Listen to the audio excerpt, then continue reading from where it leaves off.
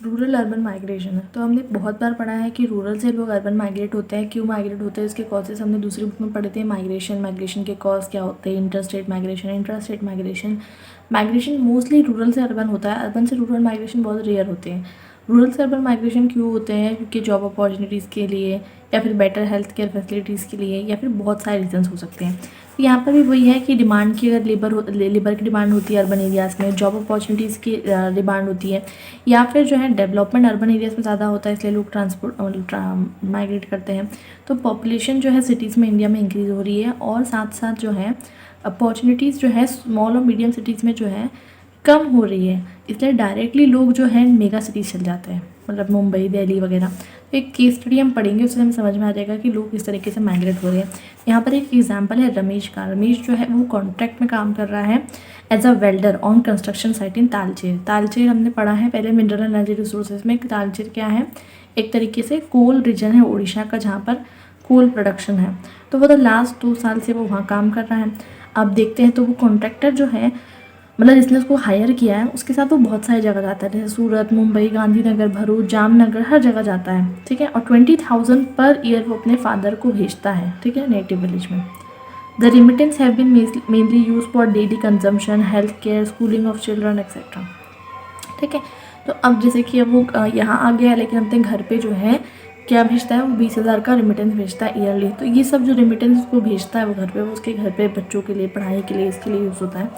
अब देखते हैं कि कुछ पैसा जो है एग्रीकल्चर, खेती बाड़ी, लैंड खरीदना, बिल्डिंग वगैरह खरीदना, इसमें भी यूज़ होता है। तो रमेश फैमिली की जो स्टैंडर्ड ऑफ लिविंग है वो तो इम्प्रूव हो रही है, क्योंकि अगर वो गांव में रहता तो शायद उसकी इतनी इनकम नहीं होती, लेकिन वो शहर आया तो उसकी इनकम इतनी हो रही है। 15 साल पहले सिचुएशन ऐसी नहीं थी, फैमिली जो है बहुत टफ टाइम से गुजर रही थी। तीनों जो भाई थे और जो उनकी फैमिलीज थी, उनको 3 एकड़ लैंड पर सर्वाइव करना पड़ रहा था। फैमिली जो थी बहुत कर्ज में थी। उस टाइम पे रमेश ने क्या किया कि 9th क्लास पर अपनी स्टडीज छोड़ दी, और उसको जब मतलब वो जो है उसकी शादी हो गई। अब उसके साथ साथ जो है वो इम्प्रेस था, मतलब कुछ लोगों से जो बाहर जाके काम कर रहे थे लुधियाना में, उनकी फैमिली में सपोर्ट कर रहे थे। तो उन्होंने उसने इसलिए बोला कि चलो मेरे घर में भी इतनी पॉवर्टी, इतनी गरीबी है, और उसने बोला चलो मैं ना पंजाब जाता हूँ एक मेरे दोस्त के साथ, वहाँ जाके काम करूँगा, ठीक है। वहाँ पर वो वुलन फैक्ट्री में काम करता था। 6 महीने तक सिर्फ 20 रुपये पर दिन में वो काम करता था 1988 में। उस टाइम पे 20 रुपये की वैल्यू वैसे ज़्यादा थी, लेकिन इस क्राइसिस को मैनेज करने के लिए उसका पर्सनल एक्सपेंडिचर जो है मतलब बहुत कम था। फिर भी जो है उसकी इनकम इतनी कम थी कि वो मैनेज नहीं कर पा रहा था, डिफ़िकल्टी बहुत ज़्यादा थी। तो फिर उसने सोचा कि लुधियाना से मैं सूरत चल जाता हूँ उसकी एक फ्रेंड के गाइडेंस के अंदर। फिर उसने कुछ स्किल सीखी सूरत के अंदर, जैसे वेल्डिंग, और उसके बाद वो डिफरेंट प्लेसेस चले गया सेम कॉन्ट्रैक्टर के साथ, ठीक है। तो इकोनॉमिक कंडीशन जो है रमेश फैमिली की वो इम्प्रूव हुई, लेकिन फिर भी कुछ सोशल कॉस्ट तो होते ही हैं, कुछ मतलब अपॉर्चुनिटी कॉस्ट बोलो या सोशल कॉस्ट बोलो। तो उसको मतलब अपनी फैमिली से सेपरेशन झेलना पड़ा, और वो उनके साथ नहीं रह सकता, क्योंकि जॉब जो है वो टेम्पररी है और ट्रांसफरेबल है, ठीक है। और साथ साथ इसके केस स्टडी से हमें क्या समझ में आता है कि डेवलपिंग कंट्रीज़ में poor, semi illiterate and unskilled like Ravish जो है वो रूरल एरिया से जाते हैं हर जगह, कुछ मेनियल जॉब्स करने चाहते हैं, बहुत कम वेजेस पे काम करते हैं, इनफॉर्मल सेक्टर में काम करते हैं, अर्बन एरियाज़ में काम करते हैं। उनकी कमाई इतनी कम होती है और वो अपनी फैमिली को सपोर्ट नहीं कर पाते, लेकिन फिर भी वो मतलब अपनी फैमिली से दूर रह के अपना घर का जो है, घर पे जो है इनकम भेजते हैं। और जो स्पाउसेस होती है, मतलब उनकी जो वाइफ्स होती है, उनको पीछे मतलब रहना पड़ता है, ये उन पर फिजिकल और मेंटल प्रेशर भी क्रिएट होता है, ठीक है। और रूरल अर्बन माइग्रेशन जो है डोमिनेटेड होता है बाय मेल्स, ठीक है। और साथ साथ इसमें क्या होता है, बहुत सारे इसके नेगेटिव फीचर्स है, जैसे कि balance in age and sex composition वो बिगड़ जाता है, क्योंकि देखो रूरल एरियाज़ में अगर मतलब मेल ज़्यादा माइग्रेट कर रहे हैं रूरल से अर्बन, रूरल एरियाज़ में मेनली क्या रहेगी, रूरल एरियाज़ में विमेन ज़्यादा हो जाएगी, तो उसका डेमोग्राफिक स्ट्रक्चर बिगड़ेगा ना। और जो हमारे मतलब जो एल्डरली पीपल हैं वो भी ज़्यादा हो जाएंगे, है ना। तो ये डेमोग्राफिक स्ट्रक्चर बिगड़ जाता है, इससे हमें सेक्स रेशियो इम्बैलेंस हो जाता है, फिर हम ये नहीं पता कर पाते कि जेंडर इक्वालिटी है या नहीं। हर जगह पे जहाँ पर ज़्यादा सेक्स रेशियो हो उसका मतलब ये नहीं कि जेंडर इक्वालिटी है, ठीक है। बहुत सारे फैक्टर्स पर डिपेंड करते हैं। तो ये हमें केस स्टडी से समझ में आया। अब यहाँ पर हम देखेंगे एक छोटा सा डू यू नो वाला फैक्ट है, तो इस पर थोड़ा सा नज़र डालते हैं।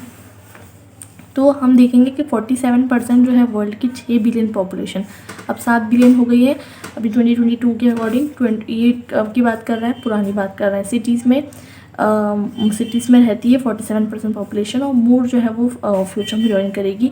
ये 50% पहुँच जाएगी 2008 तक की, मतलब ये पुराना फिगर है, ठीक है। इसे गवर्नमेंट में प्रेशर आएगा अर्बन लाइफ को अच्छा करने के लिए। 2050 तक का एस्टिमेट दिया गया है कि 2/3 जो है वर्ल्ड पॉपुलेशन अर्बन एरियाज़ में रहेगी, और ज़्यादा प्रेशर आएगा इंफ्रास्ट्रक्चर पे, ठीक है। अर्बन पॉपुलेशन जो है नेचुरल इंक्रीज से भी बढ़ती है और नेट इन माइग्रेशन से भी बढ़ती है। मैंने पहले बताया कि जैसे अगर फॉर एग्जांपल बर्थ रेट तो बहुत इंपॉर्टेंट फैक्टर होता ही है ग्रोथ के लिए, लेकिन नेट इन माइग्रेशन से अर्बन पॉपुलेशन बढ़ती है, ठीक है। और sometimes reclassification of urban areas to encompass formally rural population settlement. India में एस्टिमेट किया गया है कि 1961 के बाद 60% अर्बन ग्रोथ जो है has been attributed, 20% of them were from rural areas to urban migration. मतलब 60% जितना भी माइग्रेशन 60% जितनी ग्रोथ हुई थी अर्बन एरियाज़ में 1961 के बाद, उसमें से ऐसा एस्टिमेट किया गया कि 29% तो सिर्फ और सिर्फ माइग्रेट्स थे।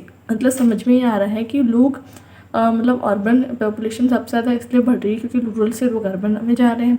इसे हम क्या बोलते हैं, अर्बनाइजेशन भी कहते हैं, ठीक है। लेकिन इससे बहुत ज़्यादा प्रेशर क्रिएट हो रहा है गवर्नमेंट के ऊपर। अब स्लम्स की बात करते हैं। स्लम्स क्या होते हैं? अगर कोई इंसान रूरल से अर्बन जा रहा है, उसको वहाँ फैसिलिटीज़ नहीं है, वहाँ खाने के लिए कुछ नहीं है, वो टेम्प्रेरी जो है घर बना के वहाँ रह रहे हैं, ठीक है, उसे हम स्लम कहते हैं, जिसे हम अभी इसके बारे में हम पढ़ते हैं, ठीक है। कॉन्सेप्ट अर्बन और अर्बन सेंटर जो है in the settlement geography to differentiate it from the rural, about which you have learn the previous chapter. तुमने book entitle fundamentals of human geography में पढ़ा है कि ये कॉन्सेप्ट जो है define differently in different countries. हमें पता है कि रूरल और अर्बन को डिफाइन करना इतना ईजी नहीं है। रूरल और अर्बन को जिस तरीके से इंडिया में डिफाइन किया जाता है वैसा मतलब बाहर कंट्रीज में नहीं किया जाता। हर कंट्री की अपनी एक डेफिनेशन होती है, ठीक है। इसको हम on the basis of population नहीं डिवाइड कर सकते, उसकी भी बहुत सारी चीज़ें होती हैं, ठीक है। तो अर्बन एंड रूरल सेटलमेंट जो है डिफरेंट होती हैं, ठीक है। क्या होता है समटाइम्स कॉम्प्लीमेंटिंग ईच अदर, ठीक है। तो समटाइम्स जो है कॉम्प्लीमेंटिंग है। Apart from this rural and urban areas have also emerge into 2 separate culture, social, political, economic and technological divide. Rural and urban जो है मतलब सिर्फ ऐसा नहीं है कि सिर्फ रहने की जगह चेंज हुई है, इसमें social, political, economical, cultural, technological divide भी हमको देखने को मिलता है। इंडिया की जो है रूरल पॉपुलेशन, पहले हम बोलते थे ना गाँव का देश है, अब भी हम बोलते हैं गाँव का देश है इंडिया। तो 69% ऑफ पॉपुलेशन जो है 2011 के अकॉर्डिंग गाँव में रहती थी, अब भी अराउंड 61% रहती है, ठीक है। और villages were considered the ideal republics by Mahatma Gandhi. तो गांधी जी ने कहा कि जो विलेजर्स हैं तो वही जो है विलेजेस हैं वो ज़्यादा अच्छे हैं। तो रूरल एरियाज़ जो है वो still performing poor primary activities. तो मतलब गांधी जी ने कहा था कि जब तक मतलब हमारे गांव जो है मजबूत नहीं होंगे, जब तक मतलब हम सब नहीं हो सकते मजबूत, तो जब तक गांव का देश है, ऐसा गांधी जी कहते थे। तो रूरल एरियाज़ जो है वो अभी भी बहुत पीछे हैं, प्राइमरी एक्टिविटीज़ कर रहे हैं। और साथ साथ जो है क्या होता है कभी कभी समझ लो ये एक अर्बन सेंटर, इसके आसपास जो है रूरल सेंटर्स हैं। तो ये जो है अर्बन सेंटर जो है वो उनका मेन जो है क्या कहते हैं रोज़ी रोटी के लिए वो जाते हैं वहाँ पर, एंड बाकी जो है उनका जो काम मतलब रहते विलेज में है लेकिन वो अप डाउन करते हैं, इस तरीके के लोग भी होते हैं, ठीक है। अर्बन सेंटर्स जो है undifferentiated homogeneous entity in opposition to the rural areas. हमको ऐसा लग सकता है यार कि अर्बन अलग है रूरल अलग है, लेकिन ऐसा नहीं है, बिल्कुल डिस्टिंक्ट नहीं है। क्यों नहीं है? कॉन्ट्ररी अर्बन सेंटर्स जो है differentiated in terms of socio economic, political, culture, other indicators of development and any other area. तो मतलब अर्बन एरिया में सब लोग रह रहे हैं, इसका मतलब ये नहीं कि सब एक जैसे हों, ठीक है। कैसे? तो टॉप में जो है farm houses and high income group वाले लोग हैं, लोकेलिटीज़ जो कि वेल डेवलप अर्बन इंफ्रास्ट्रक्चर जैसे कि बड़े बड़े road, street light, water sanitation facility. अब समझ लो मुंबई है, मुंबई में कोई एक्ट्रेस रह रहा है, एक्ट्रेस रह रही है और एक्टर रह रहा है वो, और एक अगर कोई मुंबई जाके काम करने के लिए यहाँ से गया है और वो फैक्ट्री में काम कर रहा है, तो क्या वो दोनों सेम है? नहीं है, ऑफ कोर्स नहीं है। वो कहाँ रहेंगे? जुहू में रहेंगे, यहाँ वहाँ रहेंगी, अच्छी फैसिलिटीज़ वाले घर में रहेंगी, और ये जो है वर्कर जो है वो स्लम एरिया में रहेगा, ठीक है। तो वहाँ पर उन्हें सारी सिक्योरिटी, पार्क, प्लेग्राउंड, हर चीज़ मिलेगी, स्विमिंग पूल, पर्सनल जिम, सब कुछ। लेकिन उसके अलावा स्लम्स या झुग्गी या झोपड़ी जिसको हम कहते हैं, शैंटी स्ट्रक्चर्स के कुछ शैंटी कॉलोनीज़ होती हैं जहाँ पर ना कोई मतलब पीने का पानी तक अवेलेबल नहीं है, इलेक्ट्रिसिटी तो दूर की बात है, ठीक है। ऐसी हमें कॉलोनीज जो देखने को मिलती है, जैसे यहाँ पर धरावी का एग्जाम्पल दिया गया है, हम पढ़ेंगे। तो ये जो है ऐसे लोग हैं जो कि रूरल एरिया से अर्बन एरिया क्यों आए हैं, सिर्फ रोज़ी रोटी कमाने के लिए, 2 वक्त का खाना कमाने के लिए वो लोग आए हैं। और ये लोग प्रॉपर हाउसिंग भी नहीं अफोर्ड कर सकते, क्योंकि यहाँ पर जो है एक तो लैंड बहुत महंगा है, क्योंकि हम जानते हैं कि लैंड जो है इनइलास्टिक है। ऑलरेडी लैंड पे इतना प्रेशर है, लैंड महंगा है, और साथ साथ रेंट भी बहुत महंगा होता है, इसलिए ये अफोर्ड नहीं कर सकते। तो ऐसे एरिया जैसे कि समझ लो हम जहाँ जाना भी पसंद ना करें, लैंडफिल एरियाज़ जो होते हैं या फिर आसपास जहाँ बहुत ख़राब एरियाज़ जो है, ऐसे एरियाज़ में ये ऑक्यूपाई हो जाते हैं। स्लम्स जो है रेजिडेंशियल एरिया से least choice, dilapidated houses, poor hygienic condition, poor ventilation, lack of basic amenities like drinking water, light, toilet facility। मतलब ना स्लम में जो है मतलब पूरे प्योर पुअर हाइजीनिक कंडीशंस होती है, ना वेंटिलेशन होता है, ना ड्रिंकिंग वाटर होता है, ओपन डिफिकेशन, वहाँ पर उनके लिए जो है डिफिकेशन फैसिलिटीज़ भी नहीं होती, ड्रेनेज सिस्टम भी नहीं होता, ओवर क्राउडेड नैरो स्ट्रीट्स जो है वो होती है। अब स्वच्छ भारत मिशन जो है अर्बन रिन्यूअल मिशन है, launch by the government of India to improve the quality of life in urban slums. तो एक बहुत इंपॉर्टेंट यहाँ पर प्रोग्राम लॉन्च होता है, इसको हम नोट डाउन कर सकते हैं। तो अर्बन मतलब यह प्रोग्राम है इसका स्वच्छ भारत मिशन, ठीक है। स्वच्छ भारत मिशन का क्या एम है कि जो स्लम एरिया है ना, अर्बन स्लम, क्योंकि देखो कोई भी गाँव में बहुत ज़्यादा ज़मीन होती है, वहाँ पर किसी को स्लम लगा के रहने की ज़रूरत नहीं है, लेकिन अर्बन एरिया में बहुत ज़्यादा स्लम्स होते हैं। तो स्वच्छ भारत मिशन क्यों लॉन्च किया गया है, ताकि quality of life in urban areas improve हो सके।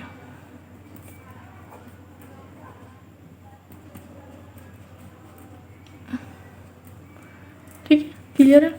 इसके बाद स्लम पॉपुलेशन जो है लो पेड, मतलब ऐसा ही नहीं, ऑफ कोर्स ही बात है कि जो अर्बन एरिया में रहते हैं, जो शेंटी कॉलोनीज में रहते हैं, उनको लो पेड कम मतलब इनकम दी जाती है, उनको रिस्क प्रॉन इनकम दी जाती है। रिस्क प्रॉन मतलब होता है कि फॉर एग्जांपल उनको कंस्ट्रक्शन साइट्स ऐसी जगह पे काम करना पड़ता है जहाँ पर उनको जान पे खेल के काम करना पड़ता है। अपनी अनऑर्गेनाइज सेक्टर में उनको कोई भी तरीके की किसी भी तरीके के सोशल सिक्योरिटी बेनिफिट्स, इनकम वगैरह वेजेस में नहीं मिलती।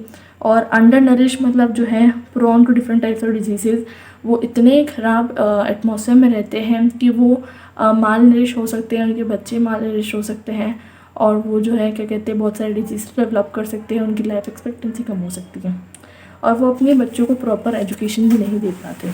ठीक है, पॉवर्टी जो है उनको vulnerable, drug abuse, alcoholism, crime, vandalism, escapism, apathy and ultimately social exclusion.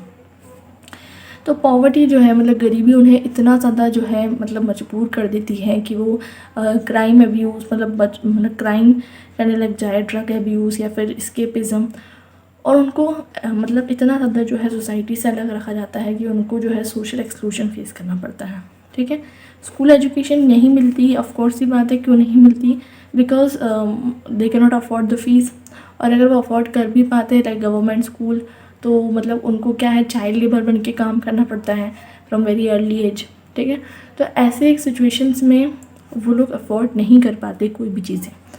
अब यहाँ पर हम एक केस स्टडी पढ़ेंगे, धारावी की एशियाज़ लार्जेस्ट स्लम।